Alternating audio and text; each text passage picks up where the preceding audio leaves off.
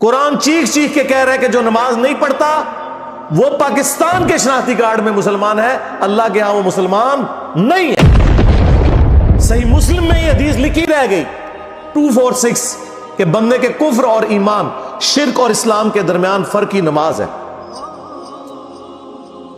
یہ حدیث مسلم میں ہی لکھی رہ گئی کہ ابن مسعود رضی اللہ تعالیٰ عنہ کہتے ہیں کہ جماعت کے ساتھ نماز پڑھنا یہ سنت خدا ہے، یہ تمہارے نبی کی وہ سنت ہے جو اللہ نے انہیں عطا کی، اگر اسے چھوڑ دو گے تو برباد ہو جاؤ گے۔ رسول اللہ کے زمانے میں اگر کوئی بیمار بھی ہوتا اور 2 بندوں کے سہارے مسجد میں آ کے نماز پڑھ سکتا تو اس کی کوشش ہوتی کہ میں مسجد میں جماعت سے نماز پڑھوں، کہیں مجھے منافق نہ شمار کر لیا جائے۔ جماعت چھوڑنے پر رسول اللہ کے زمانے میں سمجھا جاتا تھا صلی اللہ علیہ وآلہ وسلم کہ بندہ منافق ہے۔ صحابہ کرام کو، اہل بیت کو کب معلوم تھا کہ ایسی امت بھی آنے والی ہے جو آپ سے بڑا عشق رسول ہونے کا دعویٰ کرے گی اور نماز ایک نہیں پڑھے گی؟ تو وہ کہتے یار یہ تو بڑا آسان اسلام ہے۔ تو یہ حدیثیں تو مسلم شریف میں لکھی رہ گئی، پریکٹیکلی کس نے عمل کیا اس کے اوپر؟ یہ حدیث ترمذی میں لکھی رہ گئی کہ ہمارا اور منافقین کا عہد نماز کی بنیاد پہ ہے، جس نے نماز چھوڑی اس نے کفر کیا۔ یہ صحابہ کرام علیہم رضوان کا فتویٰ ترمذی میں ہی رہ گیا۔ عبداللہ بن شقیق تابعی کہتے ہیں کہ صحابہ کرام علیہم رضوان تارک الصلاح کے سوا کسی کی تکفیر نہیں کرتے تھے، صرف بے نمازی کو وہ کافر سمجھتے تھے، باقیوں کو وہ تمام غلطیوں کے باوجود مسلمان تصور کرتے تھے۔ اندازہ کریں، یہ ترمذی میں لکھا رہ گیا جناب۔ ہاں، ہم جب چیخ چیخ کے یہ باتیں بیان کرتے ہیں لوگ کہتے ہیں یار یہ کس قسم کی باتیں کر رہے ہیں، یہ کہاں پہ لکھی ہوئی ہے؟ سرکار کتابوں میں لکھی ہوئی ہے۔ یہی تو ہم آپ سے کہہ رہے ہیں کہ مرنے سے پہلے اے مسلمان کر لے اس پہ غور، کتابوں کا خدا اور ہے، بابوں کا خدا اور۔ یہ حدیث ابو داؤد میں ہی لکھی رہ گئی کہ بچہ جب 7 سال کا ہو جائے تو اسے نماز کا حکم دو، اور نہ پڑھے 10 سال کی عمر میں اسے سزا بھی دو، اور 10 سال کے بچوں کے بستر بھی الگ کر دو۔ یہ ابو داؤد میں لکھی رہ گئی حدیث، عمل کس نے کیا؟ یہ حدیث ابن ماجہ میں لکھی رہ گئی کہ نبی علیہ السلام نے فرمایا اے معاذ اللہ کے ساتھ شرک نہ کرنا، خواہ تمہارے ٹکڑے ٹکڑے کر دیے جائیں، تمہیں قتل کر دیا جائے، سولی دے دیا جائے یا آگ میں زندہ جلا دیا جائے، شرک نہ کرنا۔ یہ پہلی نصیحت۔ اسی حدیث میں دوسری نصیحت، نماز نہ چھوڑنا۔ تمہارا اللہ کے ساتھ عہد نماز کی بنیاد پہ ہے، اگر تم نے نماز چھوڑ دی تو اللہ کا ذمہ اٹھ گیا تم سے۔ اور تیسری چیز فرمایا شراب نہ پینا، یہ تمام برائیوں کی جڑ ہے۔ تو یہ حدیثیں تو لکھی رہ گئی سرکار۔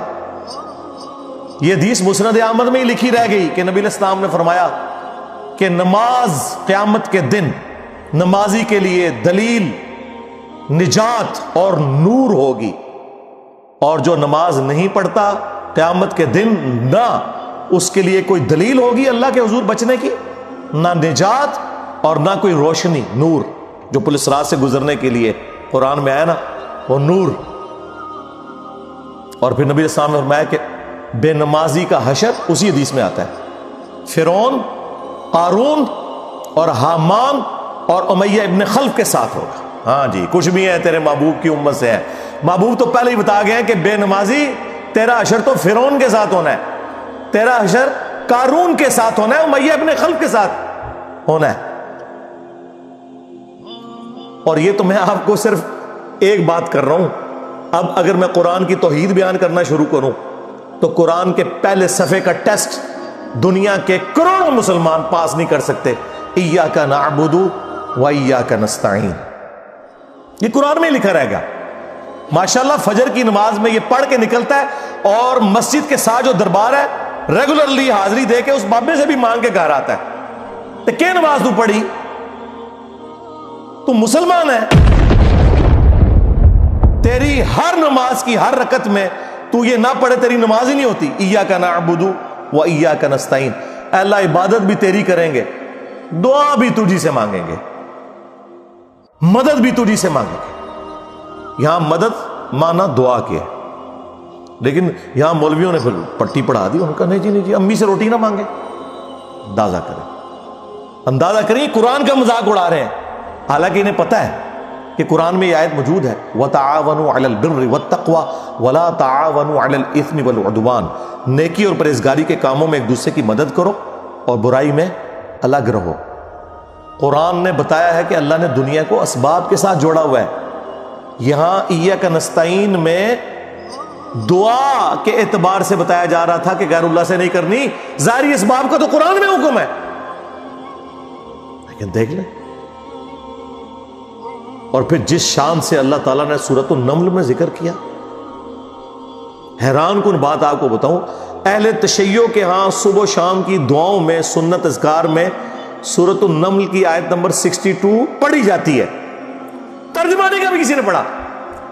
اور ہمارے جن اسٹوڈنٹس نے پڑھا جو شیعہ مکتب سے تعلق رکھتے تھے، کیونکہ میں نے اس آیت کو اتنی دفعہ کوٹ کیا، انہوں نے کہا ہم تو یہ صبح شام پڑھتے ہیں، ترجمہ پڑھا تو انہوں نے کہا یار یہ آیت پڑھ کے بھی سب سے زیادہ شرک ہم کر رہے تھے، کیونکہ اس آیت کے اندر کیا لکھا ہے؟ اَمَّن يُجِيبُ الْمُضْطَرَّ إِذَا دَعَا.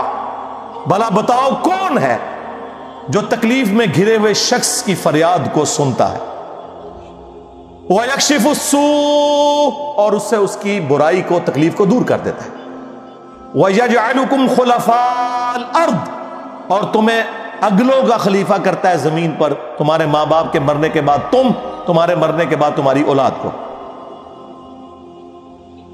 اَإِلَٰهٌ مَّعَ اللَّهِ، کیا اللہ کے ساتھ کوئی اور معبود بھی ہے؟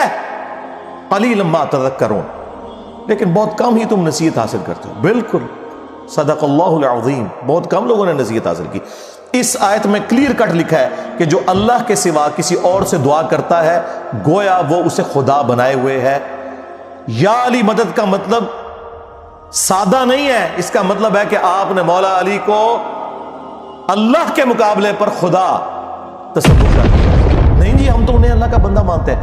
نہیں جناب، قرآن تو یہ کہتا ہے کہ اللہ کا بندہ مان کے یا بغیر بندہ مان کے. جب تمہارا یہ عقیدہ ہے کہ اللہ کے سوا کوئی تمہاری تکلیف دور کر سکتا ہے، جی پیچھے اللہ ہی ہے. اچھا اللہ پیچھے رکھنے سے، یہ دیکھیں حدیث میں لکھا ہوا ہے نماز کا طریقہ. اور نہیں جی ہمارے امام صاحب نے بھی تو وہی کچھ بتایا نا، پیچھے تھے اتنے بھی نبی علیہ السلام نے. نبی علیہ السلام پیچھے رکھنے کے لیے، میرے نبی صاحب ہے ہی کوئی نہیں، تیرے بابے تھے شاہ ہی کوئی نہیں. اللہ پیچھے، رسول پیچھے، آگے تمہارے بابے. عزتیں اویل کی ہیں تم نے اللہ اور اس کے رسول کے نام کے اوپر، چندے کھائے ہیں تم نے رسول اللہ کے نام کے اوپر صلی اللہ علیہ وآلہ وسلم. سواریاں سوار کی ہیں تم نے مکے اور مدینے کے نام کے اوپر، اور غداری کی ہے اپنے دین کے ساتھ. ممبروں پہ چڑھ کے کہتے ہو قرآن و حدیث ڈائریکٹ نہ پڑھنا، گمراہ ہو جاؤ گے. واہ، یہ کوئی یہودی یا نصرانی آ کے بات کرے ہم منہ توڑ دیں. جس طرح آج آگ لگانے کے اوپر قرآن کو ہمیں کتنا غصہ چڑھا ہوا ہے. تیرا مفتی ہر جمعے کو کھڑا ہو کے کہ قرآن اور بخاری ڈائریکٹ نہ پڑھنا، گمراہ ہو جاؤ گے. آگ تو یہ لگا رہا ہے، وہ آگ تو ایک دن تھی، اس سے کوئی فرق نہیں پڑا. قرآن کے ملینز آف کاپیز دنیا میں موجود ہیں، ملینز آف حافظ قرآن ہے. قرآن کو کوئی آگ نہیں لگا سکتا، دنیا سے ختم نہیں کر سکتا. اصل جو چور چھپا ہوا ہے نا وہ تیرے اندر چھپا ہوا ہے. جو یہ علماء ہیں، شیاطین، جنات اور انسانوں میں سے شیاطین، جو تمہیں یہ کہہ رہے ہیں قرآن حدیث ڈائریکٹ نہ پڑھنا، گمراہ ہو جاؤ گے. اور تم کہتے ہو مفتی صاحب نے فرما دیا. سبحان اللہ. دنیا میں اگر کوئی مفتی صاحب لمبی داڑھی اور پگڑی اور ہاتھ میں تسبیح کے ساتھ آپ کو کوئی 2 نمبر چیز دے دیں، آپ ایک استری خریدنے کے لیے جائیں اپنے کپڑے کرنے کے لیے، اور اس پہ جعلی مور لگا کے وہ بندہ آپ کو وہ استری دے دے، اور آپ کو بعد میں پتہ چل جائے اس نے دھوکہ کیا ہے، تو آپ کیا کہیں گے؟ مفتی صاحب نے فرما دیا استری شریف. آپ غصے میں بھرے ہوئے جائیں گے اور کہیں گے کہ تو داڑھی رکھ کے بےایمانیاں کر رہا ہے، کہیں گے نا. تو یہ داڑھی والے جو مولوی ممبروں پہ چڑھے ہوئے جھوٹ سکھا رہے ہیں آپ کو، ان کو کبھی آپ نے کہا نہیں. آپ فرق دیکھ لیں، جہاں آپ کی دنیا کا نقصان ہوتا ہے نا، نہ آپ کو مفتی کی داڑھی نظر آتی ہے، ہو سکتا ہے آپ جا کے آگ لگا دیں اس کی داڑھی کوئی، لیکن جہاں آپ کا دین کا نقصان ہو رہا ہے آپ کہتے ہیں مفتی صاحب نے فرما دیا. وہاں لاکھ چیختے رہے کہ یار یہ مفتی صاحب آپ کو اپنے بابوں کا دین بتا رہے ہیں، کتابوں میں دین کچھ اور لکھا ہوا ہے، ٹس سے مس نہیں ہوتے. تو یہ قرآن کی توحید کا ٹیسٹ نہیں تھے پاس کر رہے. ایک جاہل سے جاہل مسلمان کو بھی یہ بات سمجھ آنی چاہیے کہ بارش کون برساتا ہے؟ اللہ. ڈیوٹی کس کی ہے؟ فرشتوں کی. کیا ہم بارش فرشتوں سے مانگیں گے یا اللہ سے؟ تو بات ختم ہو گئی. جو ڈیوٹیاں لائیاں نے جی بابیاں دیاں، وہ چھڑ دے، ڈیوٹیاں لائیاں نے. کدھر مر گئے وہ بابے کہ آج ہزاروں ایکڑ کے اوپر یوٹیوب کی جو ہارڈ ڈسک رکھی ہوئی ہے ان کے اوپر رسول اللہ کے خلاف گستاخانہ ویڈیوز رکھی ہوئی ہیں. بابا کدھر مر گئے؟ نگاہ مار کے کیوں نہیں ڈیلیٹ کرواتے؟